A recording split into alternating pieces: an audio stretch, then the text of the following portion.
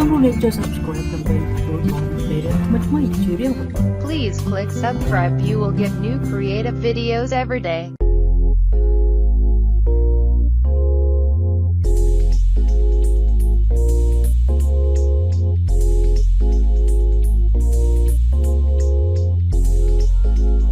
សួស្តីបងប្អូនអរគ្នាថ្ងៃនេះយើងត្រឡប់មកជួបគ្នាវិញហើយនៅក្នុងការរៀនព្យញ្ជនៈភាសាថៃនៅក្នុងមេរៀនទី5នេះគឺខ្ញុំបានលើកយកចំនួន8ព្យញ្ជនៈមកសិក្សាបន្ថែមទៀតអញ្ចឹងយើងចាប់ផ្ដើមសិក្សាទាំងអស់គ្នានៅក្នុងព្យញ្ជនៈទី1ព្យញ្ជនៈទី1នេះគឺយើងអានថាថថងថថងអានជាភាសាខ្មែរគឺអានថាថថងថថងថងគឺយើងប្រែថាទង់ជាតិថងប្រែថាទង់ជាតិឥឡូវយើងមកមើលរបៀបនៃការសរសេរអក្សរថថងគឺទី1យើងចាប់ពីលើស្ដាំទៅលើឆ្វេងទៅលើហើយមកស្ដាំវិញនេះគឺជាអក្សរថថងថថង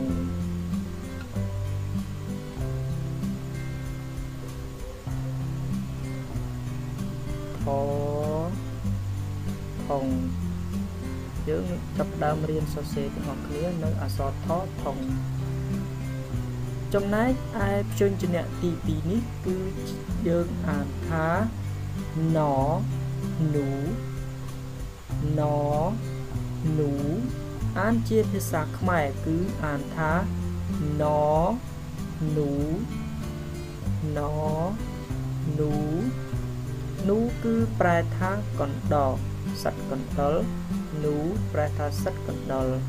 យើងមើលលំនាំនៃការសរសេរអក្សរណនូគឺទី1យើងគួចមកក្រោមលើ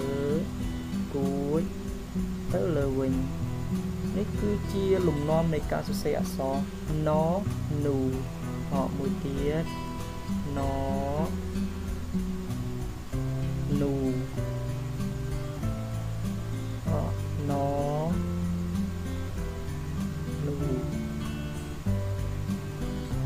នេះគឺ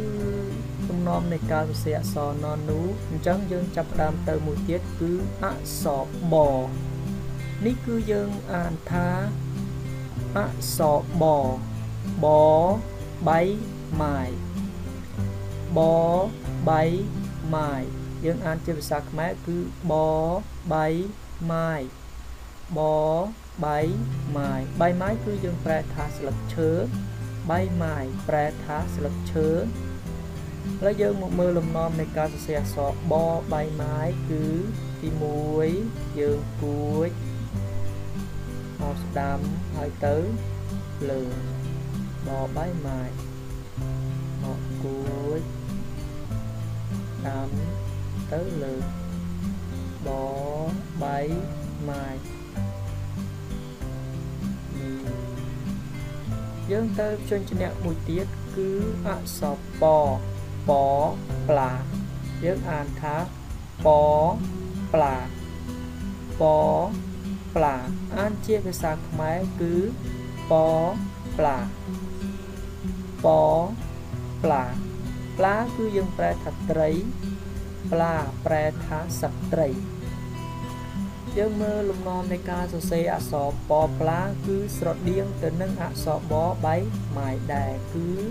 គ្រាន់តែទាញឲ្យវែងជាងគ្នាបន្តិចចាប់ដើមសរសេរគឺពផ្លាគួចស្ដាំទៅលើព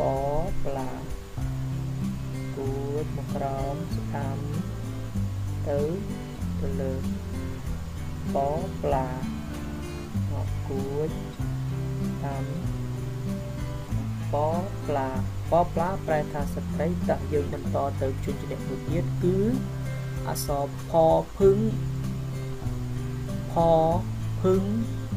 អានជាភាសាខ្មែរយើងអានថាផភឹងផភឹងភឹងគឺយើងប្រែថាឃ្មុំភឹងប្រែថាសត្វឃ្មុំភឹងប្រែថាសត្វឃ្មុំយើងមកមើលលំនាំនៃការសរសេរអក្សរផភឹងគឺទី1គួចមកក្រោមទៅលើក្រោមទៅលើសពផភឹងផ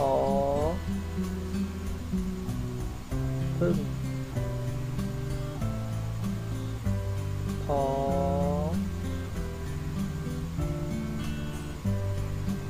ភឹងផភឹងប្រែថាសត្វឃ្មុំយើងទៅភ្ជញ្ឈ្នះមួយទៀតគឺអក្សរហ្វហ្វាហ្វហ្វាហ្វហ្វាអានជាភាសាខ្មែរគឺហ្វហ្វាហ្វហ្វាហ្វាគឺប្រែថាគម្របហ្វាមកគម្របឆ្នាំងហ្វាប្រែថាគម្របលំនាំនៃការសរសេរអក្សរហ្វហ្វាគឺដូចស្រដៀងសំទោសស្រដៀងទៅនឹងផភឹងដែរគឺចាប់ដំបូងឡើយគឺគួចលើមកក្រោមហើយទាញឲ្យសក់វិញតែមួយទៀតផហ្វហ្វា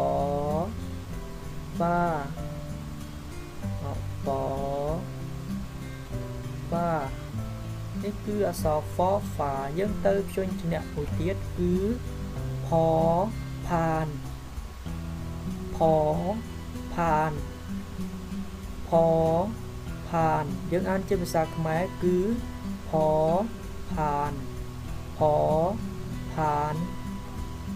ផានគឺប្រែថាជើងពៀនផានប្រែថាជើងពៀនតែយើងរៀនអំពីលំនាំនៃការសរសេរអក្សរផផានរបស់គ្នាគឺស្រដៀងទៅនឹងផភឹងដែរប៉ុន្តែខុសបន្តិចត្រង់គួចចេញក្រៅទី1គឺគួចក្រោមឡើងលើក្រោមឡើងលើងាយស្រួលនៅក្នុងការសរសេរទេផ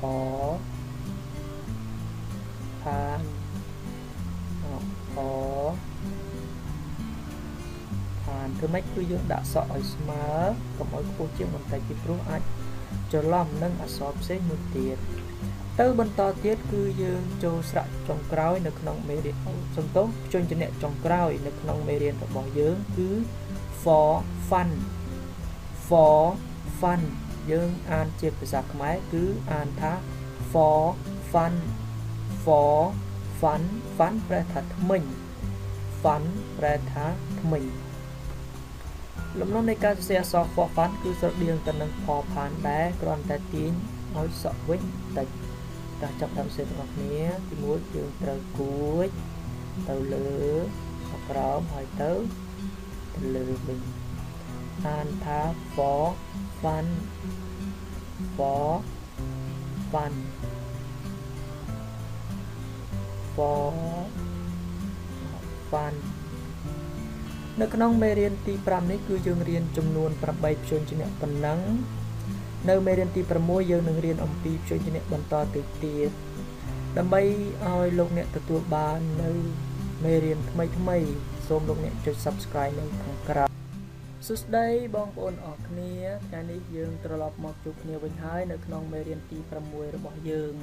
នៅក្នុងមេរៀនទី6នេះគឺយើងសិក្សាអំពីព្យញ្ជនៈថៃចំនួន8ទូទៀត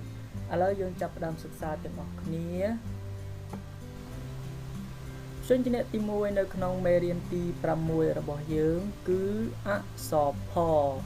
នេះគឺយើងអានថាផសំផៅផសំផៅផសំផៅផសំផៅយើងអានជាភាសាខ្មែរផសំផៅសំផៅប្រែថាសំពៅឥឡូវយើងទៅមើលរបៀបនៅក្នុងការសរសេរអក្សរផសំផៅគឺមានទី1គឺយើងត្រូវគួចដាំឆ្វេងដាំហើយចុះក្រោមផសំផៅផសំផៅ ផៅផសំផៅសំផៅប្រែថាសំពៅឥឡូវយើងចូលដល់ព្យញ្ជនៈទី2គឺអក្សរមនេះគឺយើងអានថាមម៉ាម៉ាអានជាភាសាខ្មែរគឺមម៉ាម៉ាគឺយើងប្រែថាសេះម៉ាប្រែថាសេះឥឡូវទៅមួយទៀតលំនាំនៃការសរសេរអក្សរមម៉ាគឺទី1យើងត្រូវគួចមកក្រោមហើយគួចហើយទៅលើវិញមម៉ា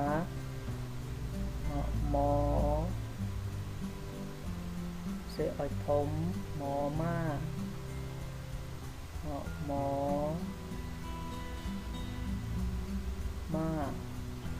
ម៉ាប្រែថាសេះឥឡូវចូលដល់ព្យញ្ជនៈទី3គឺយ៉យ៉ាក់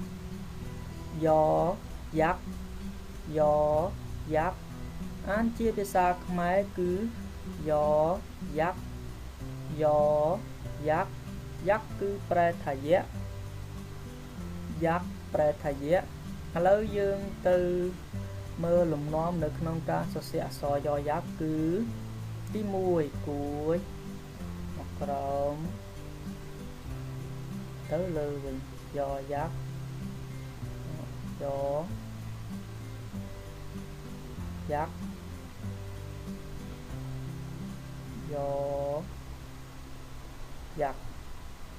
យ៉ាក់ប្រែថាយៈទៅព្យញ្ជនៈទី4គឺរ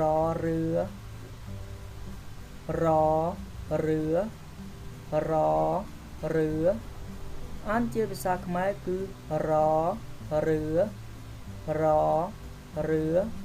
ឬប្រែថាទូកប្រែថាទូកឥឡូវយើងមើលលំនាំនៅក្នុងការសរសេរអក្សរឬគឺយើងគួចស្រដៀងទៅនឹងអក្សររយើងដែរទៅលើសក់រ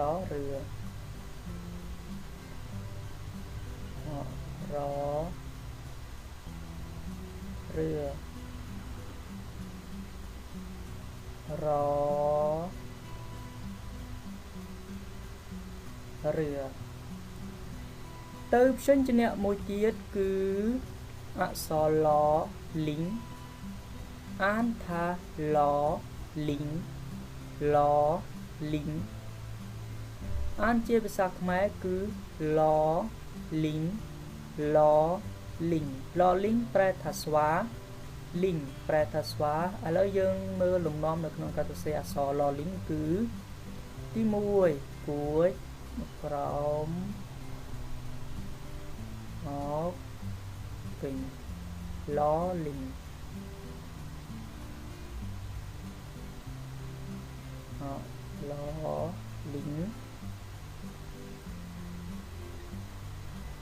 មួយទៀតគឺ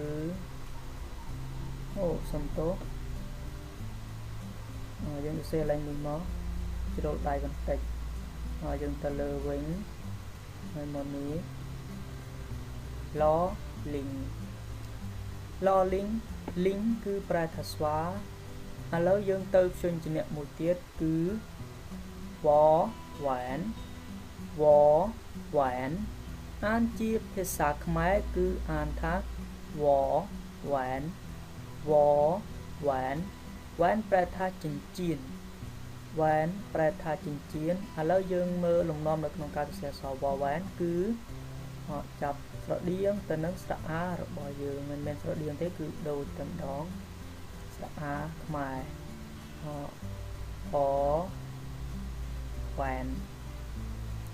វវ៉ែនគឺប្រែថាចិញ្ចៀនទៅព្យញ្ជនៈមួយទៀតគឺសនេះគឺយើងអានថាសសាឡា